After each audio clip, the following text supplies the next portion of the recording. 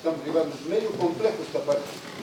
No es tan simple, muchos tratan de seguir, pero lo que se quiere es una explicacióncita previa, pero bien general. Sobre esa base nos vamos a complicar más, porque esto era de la fosforilación oxidativa, algo que se conocía hace años, pero de una manera simple.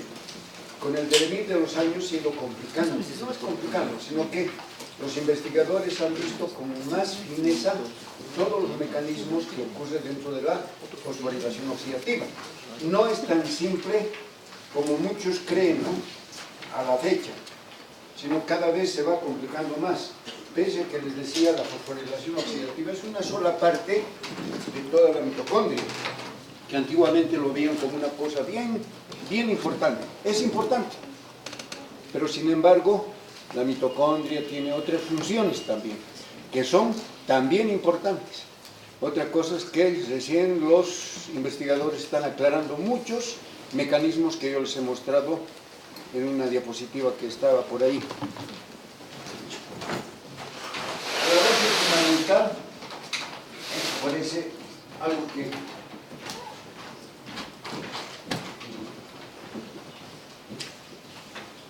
ya habíamos visto, a ver si está aquí.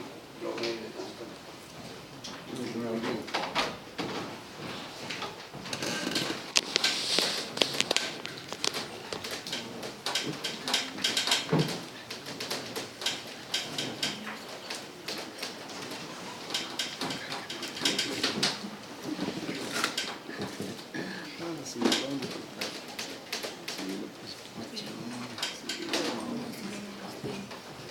A ver, voy a poner así la mitocondria, ¿cierto?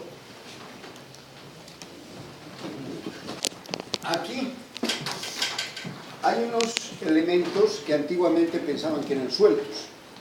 Ahora esos elementos, compuestos químicos, que tienen la capacidad de transportar hidrogeniones o transportar electrones, se han dividido por ahora, y esa era la pregunta de una de las compañías que le decía que me haga fuerte ayer, ¿no?, en complejos. Complejos es un campo virtual, no está delimitado por membranas, nada, es un campo. Ese es un complejo. Entonces van a ver que hay 4 complejos movibles aquí, complejos. Pero antes de que haya estos complejos, lo más simple era explicar de esta forma. Ustedes saben, en última instancia, hay el NAD, así como el reducido, que puede venir de los alimentos, ¿no?, de los alimentos, este NAD reducido. Que en realidad, pondremos así, NAD oxidado. Entonces, estos alimentos le dan al NAD sus hidrogeniones, y este se convierte en NAD reducido. Ahora este está oxidado. ¿Está claro? Hasta ahí todos conocen bien.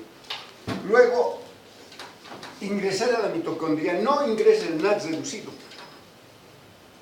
sino que aquí hay un NAD así, oxidado, que al recibir estos hidrogeniones, parece curioso, ¿no?, van a ingresar aquí, pero no en forma de NAD reducido, sino en forma de, ayer les he dicho, y antes de ayer o la anterior semana también.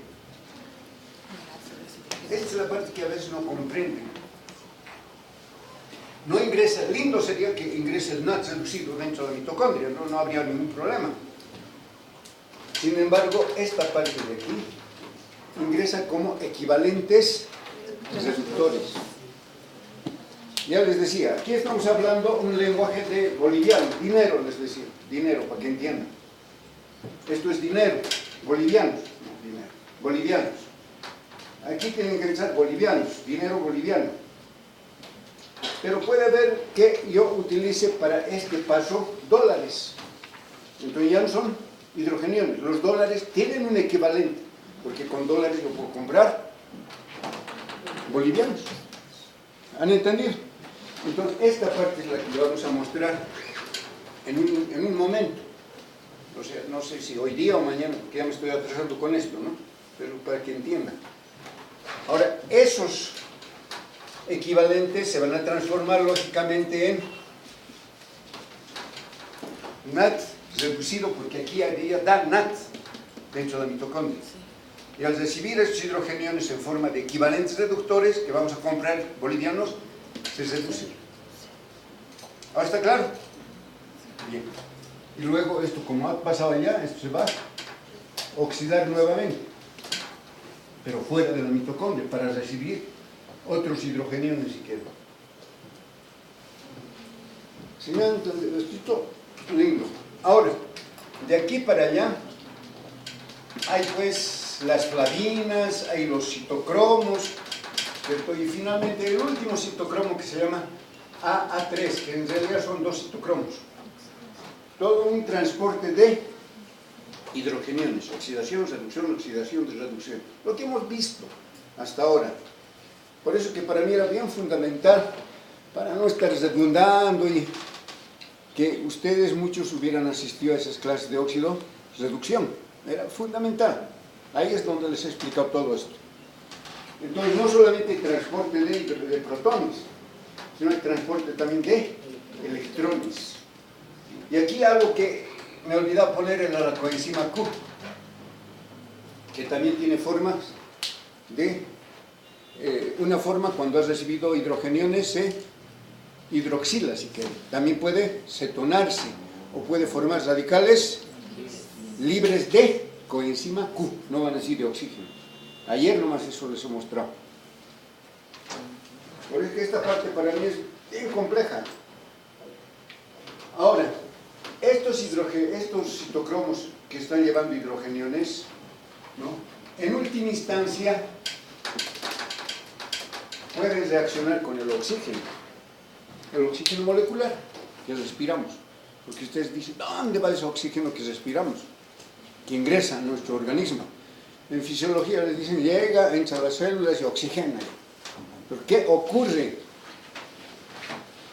Con estos hidrogeniones que están aquí, previamente estos hidrogeniones son sustancias cargadas positivamente. Y este oxígeno, si se uniera, no se une fácilmente, sino que este oxígeno que ingresa aquí también tiene que transformarse en un material, en un compuesto reactivo, y eso es un superóxido. ¿Han entendido? Entonces, significa esto de que esto va a ingresar aquí y va a ganar un electrón. Ya estamos viendo otro nivel mucho más finito, ¿no? Recibe un electrón. Ustedes ya han visto de dónde puede venir electrones, etc. Ya no les voy a explicar eso. Y como, digamos, conducta final, como corolario de esto se forma, con estos hidrogeniones, así, se va a formar agua. ¿Está clarito? Ese, digamos, es el transporte de electrones con una finalidad. Si quieren decir, la respiración a nivel molecular de la célula. ¿Sí o no? Es una respiración. Sin embargo, no nos vamos a olvidar que en todo este proceso hay fosforilaciones, hay oxidaciones, reducciones. Y ustedes van a ver que en ciertos fenómenos de oxidación, reducción potencial redox, hay liberación de energía, que se lo puede medir en forma de calor. Ese calor que está pasando en cada uno de estos procesos libera la suficiente cantidad de energía para que se pueda sintetizar moléculas de ATP. ¿Está claro hasta ahí? Pero ¿de dónde viene ese ATP? El ATP viene, si quieren, de que haya disponibilidad de ADP y haya disponibilidad de fosfato inorgánico, así pondremos. De ácido fosfórico, ya está fosfato. De ácido fosfórico que ionizado es fosfatos. ¿Está claro? ¿Está ahí? Ahora, ya por demás está decir, ¿de dónde viene el ATP? El ADP, ya hemos visto, bioenergética y ATP. ¿Se acuerdan? 8 capítulos que tienen que leer qué ha pasado la anterior semana o 2 semanas atrás.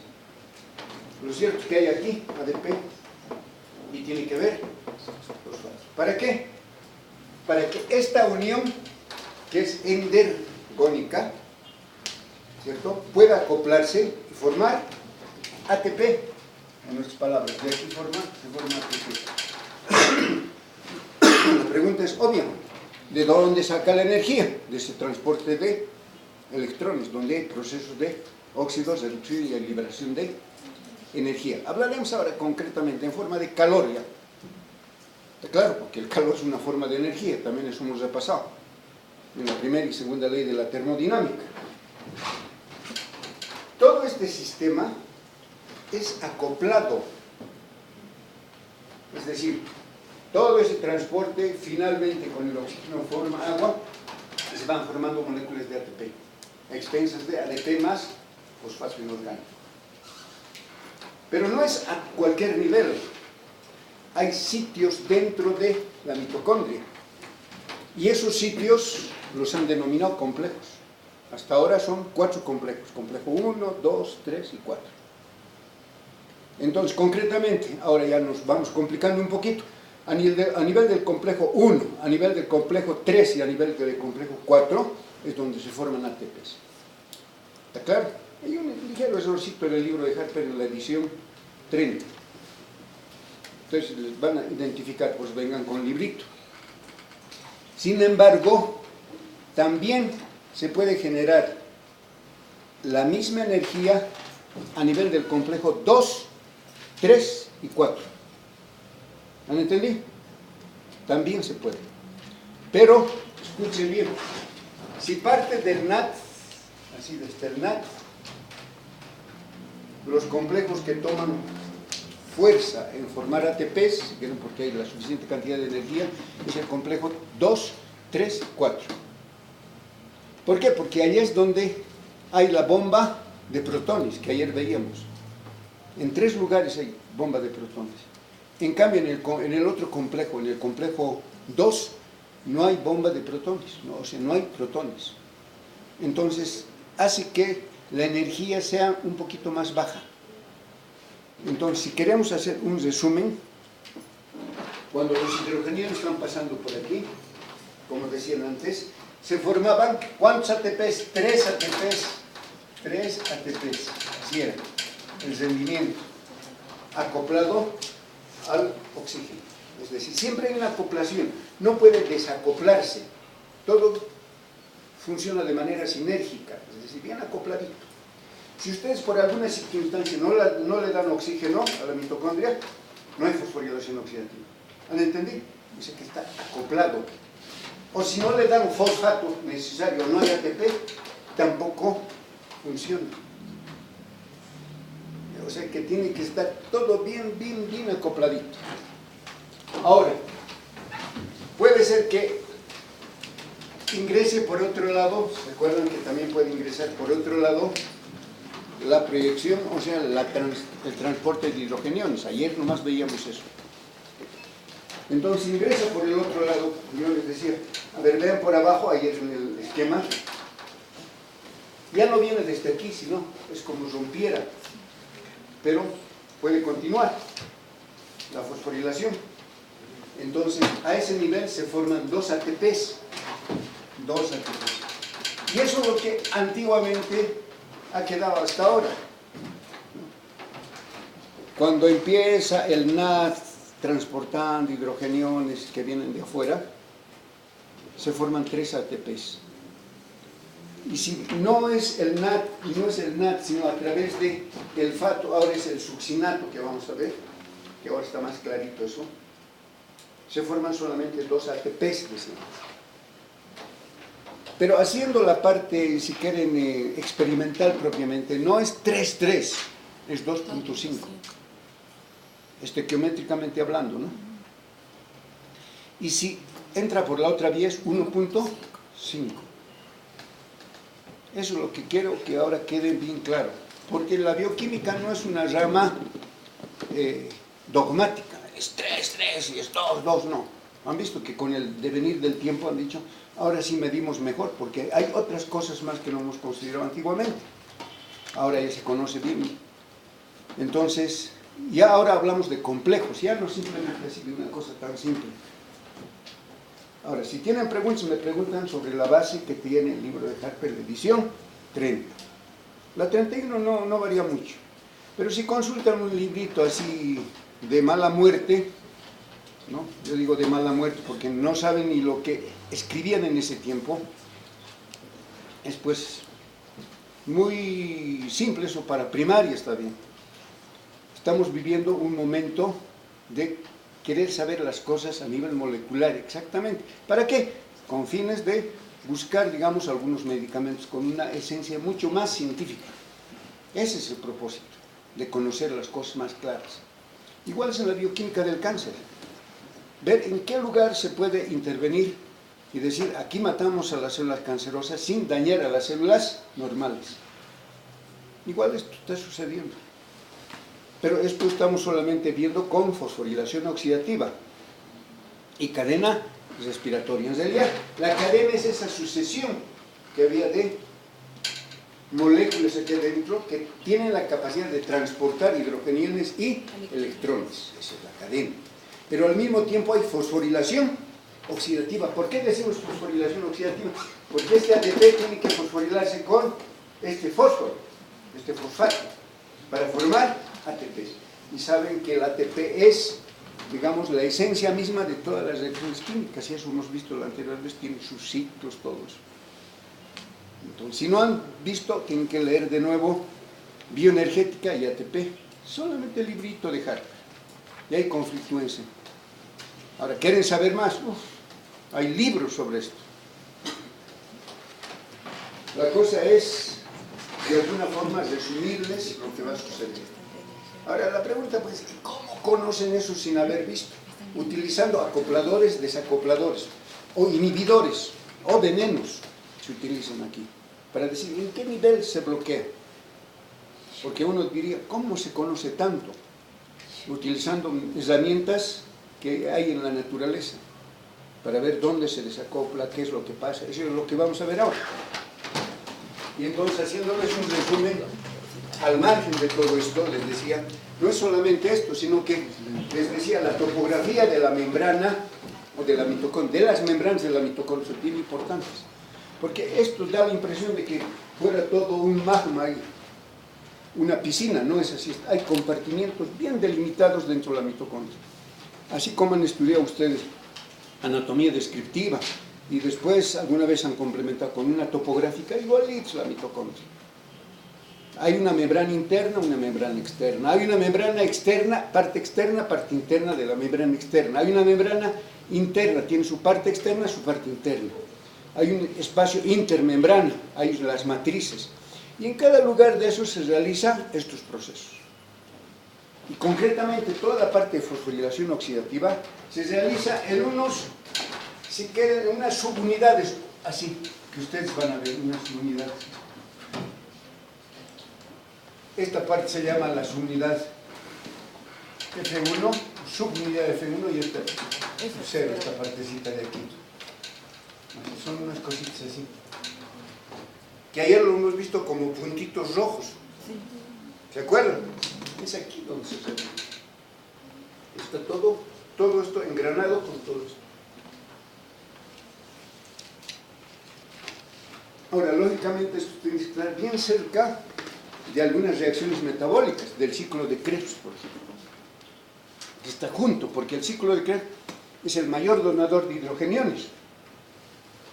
O la fosforilación, por ejemplo, vamos a ver la beta-oxidación de los ácidos grasos, está bien cerquita. No tienen que estar atravesando membranas, nada. ¿Está claro? Está aquí. Entonces tenemos que ver de manera general el contexto. Ahora veremos. Lo que ya hemos visto, ahora ya voy a pasar a la mitocondria, les he dicho, es bien bonito fotografiar desde el punto de vista de microscopía electrónica, sus crestas mitocondriales, y ahí están algunas características de las mitocondrias, que les decía, después tienen preguntas que les he dicho que solamente no es mirar, sino hacer ejercicios, es donde menos les gustan a ustedes. Después hay la anatomía descriptiva de una mitocondria, hay las enzimas específicas, Después les he dicho, veremos la membrana interna, la membrana externa, veremos estos puntitos, lo que acabo de escribir. ¿No? Si ustedes ven, es la membrana interna, está en la parte interna de la membrana interna esto.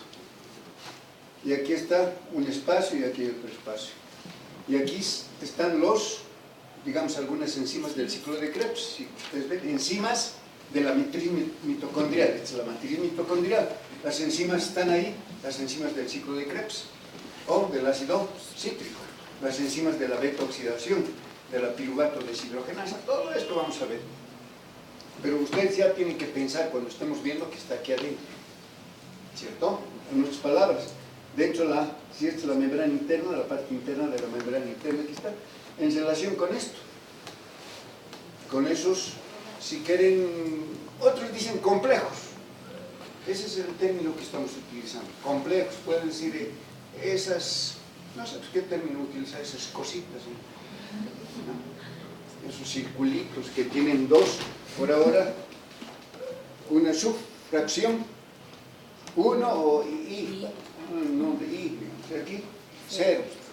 Esto es lo que vamos a ver ahora. ¿Está claro? Todo eso se conoce ya con mucho detalle. Y todavía más aún, si ustedes tienen la capacidad de entrar a YouTube, esta parte solamente les muestra con dibujos animados, así como gira todo eso. Hasta eso ya se conoce.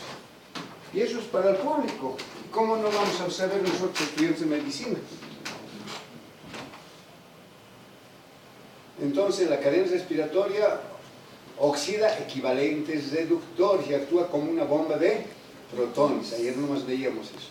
Después les he mostrado esto, que es un esquema general, es decir, que vamos a ver. Después les he dicho, los componentes de la cadena están contenidos en 4 complejos proteicos, grandes insertos en la membrana mitocondrial interna. Eso es lo que he dibujado allá. Después les he mostrado más o menos el flujo. Ya no es como antiguamente se consideraba. Si bien viene desde el NAT reducido así, para desembocar en esta parte de aquí, igual les he mostrado todo eso, puede ver que no siempre entre desde el NAT, sino puede entrar un poquito más allá. Y aquí no se muestra todavía. Aquí está. ¿Cierto? ¿Dónde desembocan? Como un lugar central en la coenzima Q, que necesariamente es movible. Después de la Q, ustedes ven todos los complejos que hay aquí, los citocromos. Ahora hay diferentes tipos de citocromos. El último de estos, unos que funcionan con M y otros que funcionan con, en lugar del ion ferroso o fésico del M, o de la hemina si quieren, algunos funcionan con cobre. El cobre puede estar en forma reducida o forma oxidada. Depende si es cuproso o cúprico. El hierro en forma de ferroso o férrico. Todo eso hemos visto. Otra cosa es que ahora tienen que leer. No hay otra forma.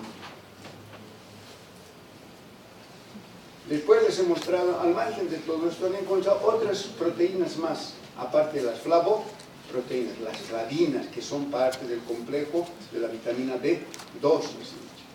Hemos visto esto, las flavinas. Luego se han incorporado ya las proteínas fierro, azufre, o llamadas también de RIES. Hay diferencia, ayer nomás les mostraba.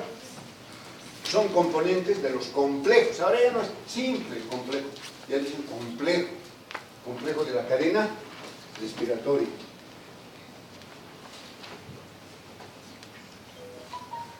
Nuevamente les he pasado esto. Luego les he mostrado las proteínas hierro, azufre o proteínas RIES. Aquí están mostrando 3 tipos que están incorporadas. Y ustedes cuando ya vean con un poquito más de detalle, van a ver en algunos lugares están así. Aquí está el complejo o las proteínas hierro, azufre. Ahora, en el complejo B, en cada uno de estos vamos a ir describiendo así. Para posteriormente ver, digamos, que la coenzima Q acepta electrones mediante los complejos 1 y 2. Puedes recibir a través de los dos. Pero también, aquí ya vemos con un poquito más de detalle, si querés, cómo hay esas tres formas de coenzima Q.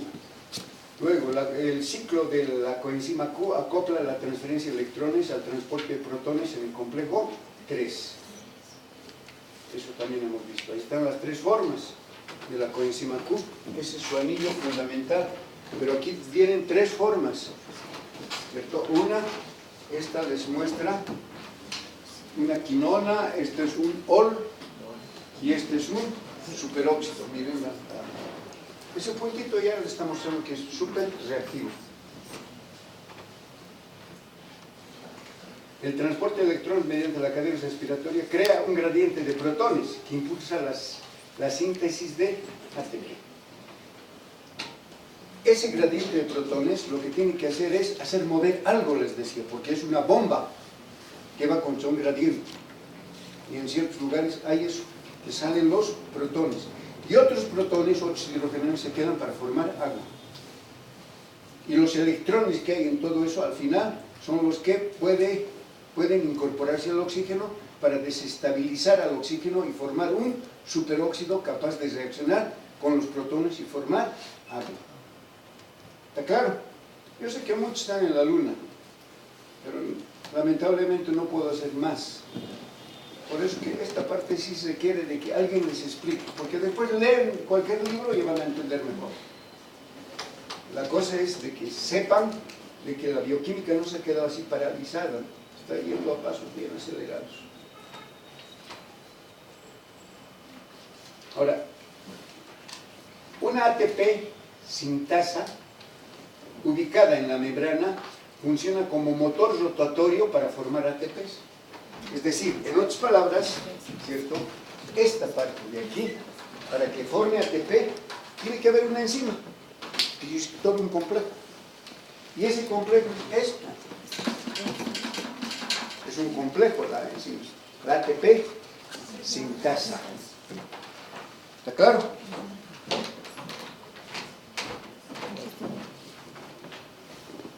Nuevamente, para recordarles eso. Entonces ustedes ven, aquí son elementos bien importantes que están acoplados en esta parte de esa cresta. ¿No es verdad? Ahora pónganle un nombrecito, complejo, está bien, decir complejo también. Complejo de la ATP sintasa. Ahora vamos a ver cómo actúa ese ATP, esa ATP sintasa. Y ahí está. Ahora ya se han ubicado.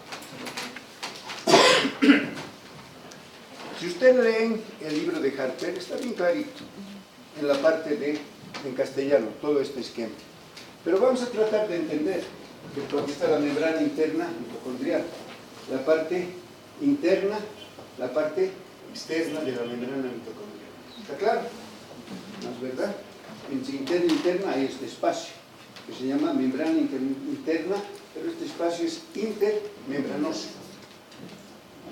Entonces, a este nivel se ubica esta parte de aquí y esta parte de aquí. O sea, este complejo tiene dos subunidades.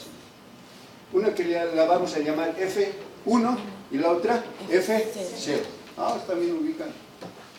Ahora, ¿cuál es cuál? Ahorita vamos a ver. Digamos que, olvídense cuál es cuál. Aquí está una y aquí está la otra. Esta está formada por pequeñas aparte subunidades que se llaman C. Como unas rueditas. Y cuando hay, si ustedes se fijan, transporte de hidrogeniones, así, y ya saben de dónde se genera, hacen girar esto. Pero también a la vez hacen girar esta otra, si quieren, subunidad, es otra proteína, medio chuequita si quieren. Y la vamos a llamar gamma. Miren a dónde desemboca.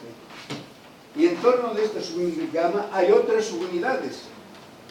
Las subunidades alfa, que son triméricas, subunidades beta. ¿Se fijan? Pero al margen de eso, y aquí hay otra proteína así, que a través del delta, esta es la B2, va a dar la impresión de que va a adosarse a todo esto. porque aquí es donde se realiza exactamente la adhesión de un ADP con un fosfato para formar ATP. Todo este complejo es el complejo de la ATP sintasa. ¿Está claro? Listo. Ahora véanlo en movimiento. ¿Han entendido? Ahora, a ver, uno que tenga voz bien grueso, que me lo lea. ¿Qué parte? Para toditos. A ver, escuchen ahora, si es que mi explicación estaba clara o un poco opaca. A ver, escuchen. Mecanismo de producción del ATP por el ATP sintasa. El complejo enzimático consta de un subcomplejo F0 que es un disco de subunidades de proteína C. Hasta ahí. Esto es sub 0. Claro lo que he dicho. Que es un complejo que está por unidades, son subunidades C. Proteínas. Hasta ahí. Listo. Después. Ya. Hay una subunidad y fija en forma de eje doblado. Hay una subunidad A gamma fija en forma de eje doblado. Ya. Los protones que pasan por el disco de las subunidades C hacen rotar el disco y la subunidad gamma fija. Sí. La subunidad gamma se adapta dentro del subcomplejo F1 ¿Está bien?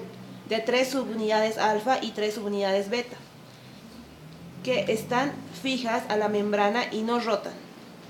Las subunidades gamma captan de manera secuencial ADP y fosfato inorgánico para formar ATP, que se expulsa a medida que la subunidad gamma rotatoria saca cada subunidad beta a la vez y cambia su conformación. Conformación estructural. Esto en principio se une aquí y después cambia algo y expulsa ATPs. De este modo se generan 3 moléculas de ATP por cada revolución.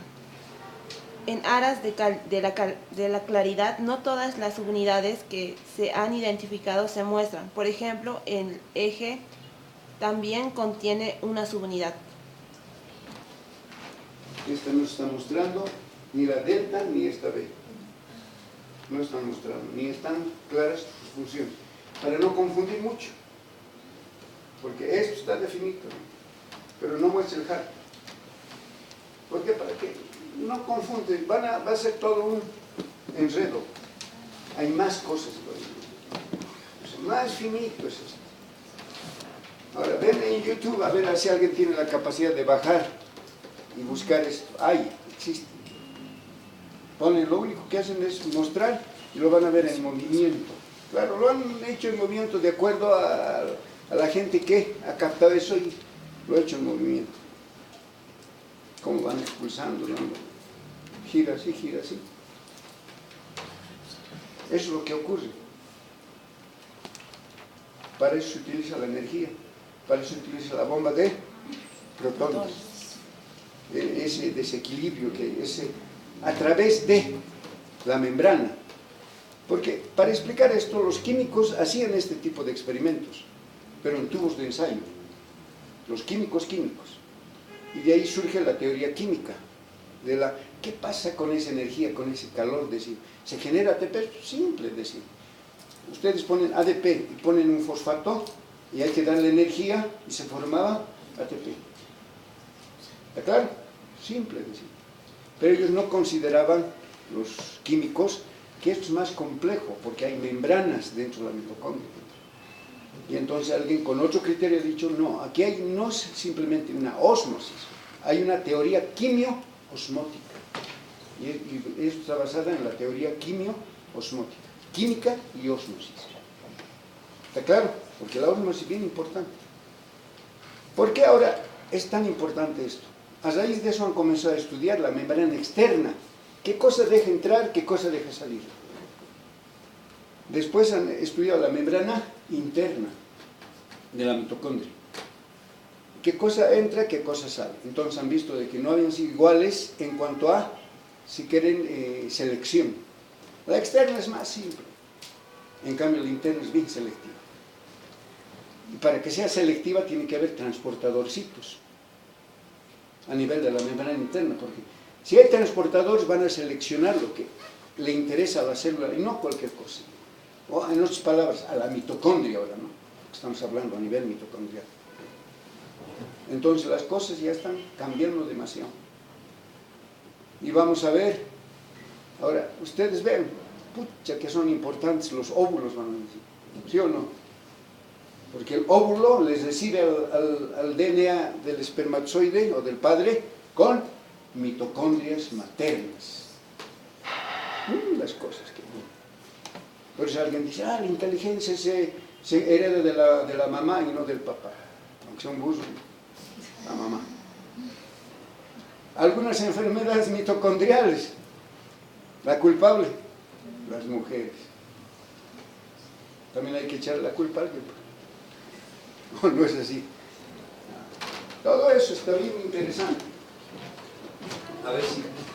dice que las subunidades alfa y beta están unidas a la membrana y no rotan. ¿Sabes qué se quiere decir? ¿Se quedan estáticas? Estas sí están estáticas. Esta es la que gira. ¿Y por qué gira? Porque entra esa bomba que se gira así. Y esto también, miren, aquí está girando esta subunidad. Pero las otras no giran. Pero sin embargo, esta tiene una función de captar ADP y fosfato. Debe tener algún lugar específico para después hacerla a su sitio activo, si quieren ver con más detalle. Y después, la energía saca de la energía calórica que hay en un momento dado, para que active a su vez a la ATP sintasa. Tiene que activarse. Todo esto es el complejo. No es una sola enzima, es un complejo enzimático, la enzima, la ATP sintasa. Y después esa energía capta y se forma ATP, pero hasta ahí nomás. Ahora, el ATP está ¿dónde? Dentro de la membrana interna y tiene que salir donde se requiere. ¿Sí o no? Porque no puede quedarse dentro de la mitocondria el ATP. Tiene que salir citoplasma, tiene que salir al núcleo y tantas cosas.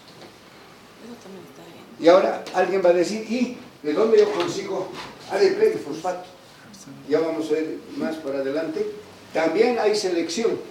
Tiene sus transportadorcitos para meter ADP y fosfato. El ácido fosfórico.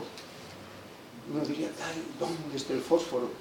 ¿Por qué necesitamos tanto fósforo? Aquí no está mostrando claramente. Después vamos a ver la glucólisis también, o la glucogenólisis. Harto fósforo. Y a veces yo me pongo a pensar, decía, ay, nuestros antiguos tenían más razón. Come pescadito, cabeza, ¿por qué tiene harto fósforo? ¿O no han escuchado eso? Que no sabían por qué, pero a través de la, digamos, de la evolución de los años, han llegado a comprender que es importante. Así, ahora explicamos las cosas a nivel molecular.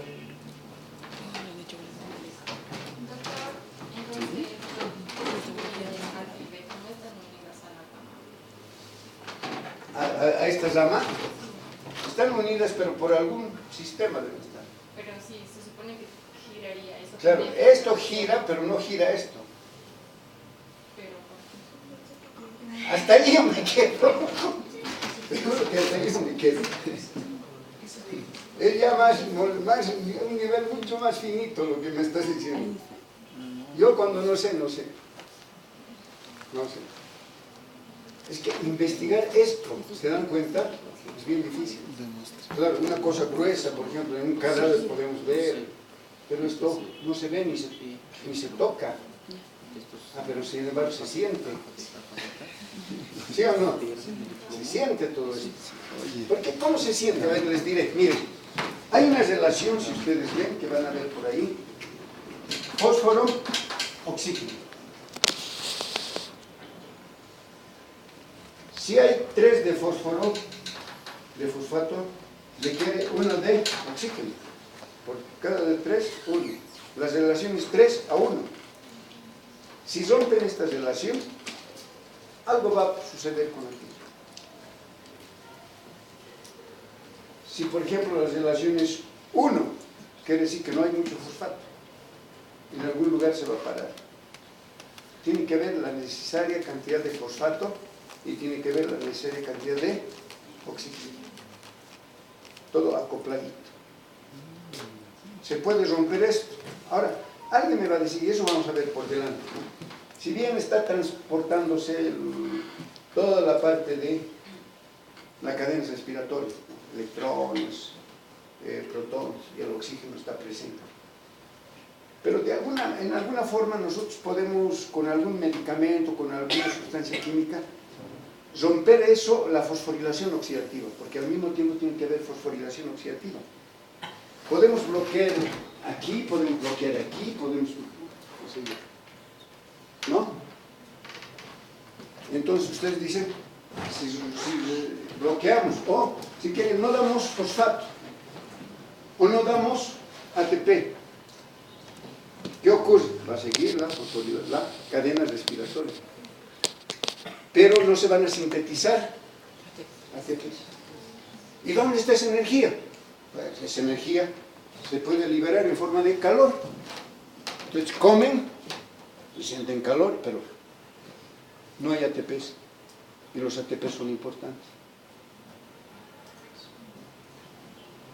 ¿Se han dado cuenta? ¿Cuán importantes? Son demasiado. Comenzarían a enflaquecer. Comen. Y eso sucede en el tejido adiposo pardo. Ya vamos a ver por delante. Todo está bien bonito, con aplicaciones.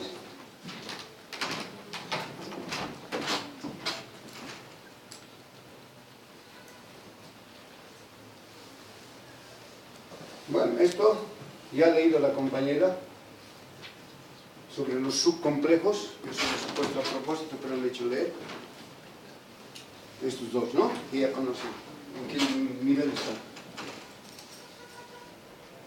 Ahora, miren, la cadena respiratoria proporciona la mayor parte de la energía captada durante el catabolismo. O sea, en otras palabras, les decía, las moléculas, digamos una molécula de glucosa, si va por el camino catabólico, en otras palabras, por destrucción para liberar energía, ese es el camino catabólico, tanto del hidrato de carbono, en el esquema que les he puesto, glucosa, los ácidos de las grasas, ácidos grasos, después en proteínas, ciertos aminoácidos, liberan al destrozarse o al catabolizarse, si quieren. Los aminoácidos liberan energía. Esa energía, cualquiera de esos procesos catabólicos, la cadena respiratoria proporciona la mayor parte de la energía captada durante el catabolismo. O sea, todo eso es, si quieren, utilizada por la mitocondria. ¿Para qué? Para generar ATPs. O sea, por todo lado. Ahora vamos a ver cuál es más económico, cuál es más rápido. Hidratos de carbono, glucosa, ácidos grasos, beta-oxidación, o proteínas, tiene pues su nivel. O el alcohol. El etanol también libera energía. Porque en última instancia el alcohol, al catabolizarse, al metabolizarse, va a formar acetilcoenzima A. Ahora se han dado cuenta, ya nos estamos explicando a nivel molecular muchas cosas.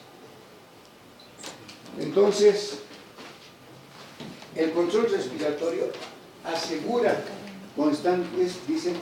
asegura un aporte constante de ATPs. O sea, de algún lugar tenemos que sacar ATPs de manera constante. Y es la fosforilación oxidativa la que nos va dando. Ahora, una vez que ya se ha formado la suficiente cantidad de ATPs, ¿cierto? Todos estamos, digamos, en un momento dado donde toda nuestra parte energética está asegurada para nuestras acciones. El hecho de que ustedes estén pensando, atendiendo, estamos consumiendo hartas moléculas de ATP. No crean que las ATPs o nuestras células están quietecitas y ustedes están absorbiendo conocimiento o información. Siempre, el movimiento, todo. Mirando los ojos, contrayendo los músculos, pensamientos malignos, benignos. La risa, importante. Entonces, ¿dónde se genera la mayor cantidad de ATPs? Dentro de la mitocondria. Ahora, eso no quiere decir que es el único lugar, también fuera de la mitocondria, ya vamos a ver, pero en menor proporción, para garantizar cierto tipo de reacciones químicas.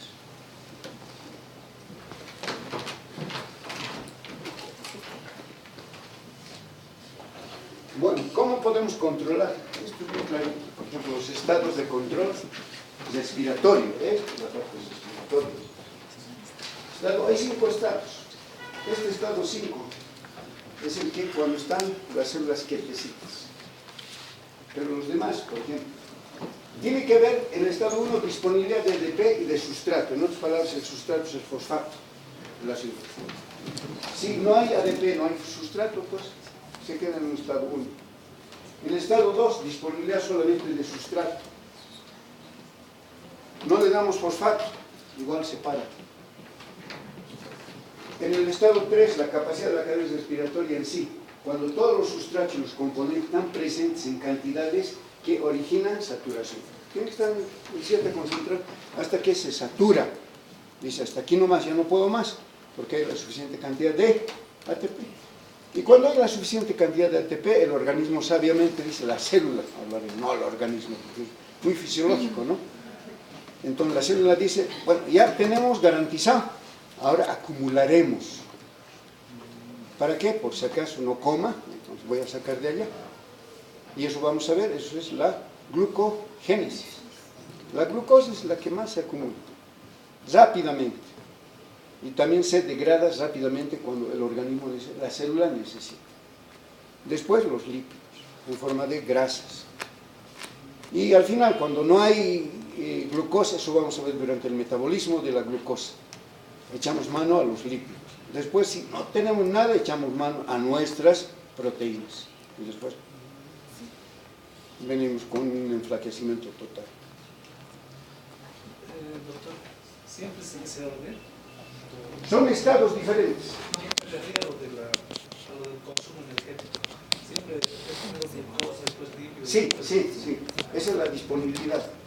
Es decir, lo primero, por eso dentro de la alimentación, dentro de todo lo que comemos, casi el 50% de toda la torta, digamos, si queremos hacer ahora estadísticas, tiene que ser hidratos de carbono. Pues lo más disponible. Todo es hidrato de carbono. Solamente nosotros necesitamos 1 gramo por kilogramo peso de proteínas. 1 gramo por día, estoy hablando. Depende eso de la actividad fisiológica del individuo. Individuos que solamente estudian, se sientan y caminan un poquito, requieren entre 2.000 a 2.500 kilocalorías día. Aquellos que al margen de eso hacen ejercicio, suben a 3.000, 3.500. Ahora, de toda esa masa, si quieren esa torta, la mitad tiene que ser hidratos de carbono. Ahora, lógicamente, depende del nivel económico. Ya estoy entrando a otro campo, nutricional, ¿no? Eso después se aplica. Primero es esto, porque ¿de dónde va a salir la información y el conocimiento y la aplicación de estas cosas? Entonces uno ya deduce. Primero tiene que saber qué está sucediendo en la célula. Después ya deduce.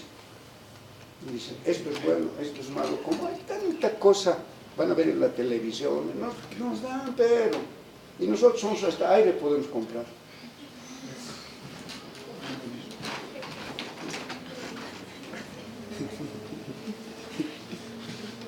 Ahora, eso les decía, ¿no? ¿Cómo se ha llegado a deducir tanta cosa? A través de decir venenos. No dice, me han envenenado, por ejemplo, dice, ustedes han escuchado el cianuro. Pónganse algo debajo de la lengua, como los antiguos, ¿no? Espías. Para que no den la información, agarraron su cianuro y se ponen en la lengua. Pero eso es muerte súbita. Pero bioquímicamente o molecularmente hablando, ¿dónde actúa y cómo actúa? Vamos a ver que ciertos venenos actúan a nivel de la fosforilación oxidativa. Unos inhibiendo, otros bloqueando y otros desacoplando. Ya les decía, la fosforilación oxidativa está acoplada al consumo de oxígeno. La fosforilación está acoplada. Ese es el término que se maneja. Pero puede haber algunas otras sustancias que no son veneno, pero que pueden desacoplar. Es decir, sigue el transporte de electrones y el consumo de oxígeno, pero no se forman ATPs. Y la energía se va en forma de calor. Hay desacopladores. Y el individuo está buscando ese tipo de desacopladores. ¿Para qué? Para hacer enflaquecer a las gorditas. Después les voy a comentar de eso. Pero habíamos tenido nosotros, los recién naciditos más, una molécula que desacopla, pero de manera fisiológica.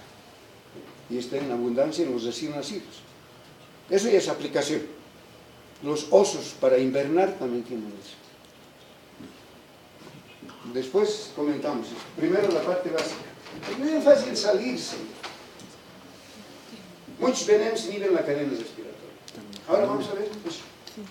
Miren, este esquema les muestra de una manera general. Todo lo que es en rojo, ese es el nivel de inhibición o bloqueo tanto de la cadena respiratoria o de la fosforilación oxidativa.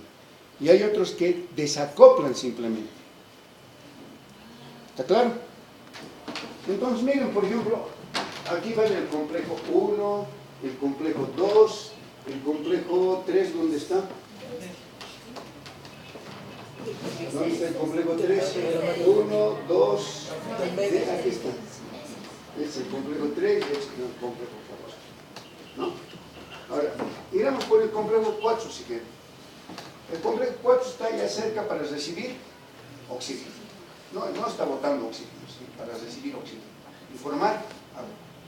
Entonces a este nivel puede no desacoplar, inhibir. Entonces todo se está realizando bien y la última parte se bloquea, se inhibe. ¿Con qué? Ácido sulfídrico, con monóxido de carbono y con cianuro. Letal. Entonces ese es su lugar de acción, del cianuro, del ácido sulfídrico y del monóxido de carbono. No del dióxido, del monóxido. Entonces generalmente bloquean, ustedes aquí van a ver, en ese complejo 4 hay el M, aquí está, debe ser M3, ¿no? El M, y aquí está cobre, cobre. Es decir, aquí están mostrando a los citocromos, para ver el nivel. No ve que se sale. Ahí está.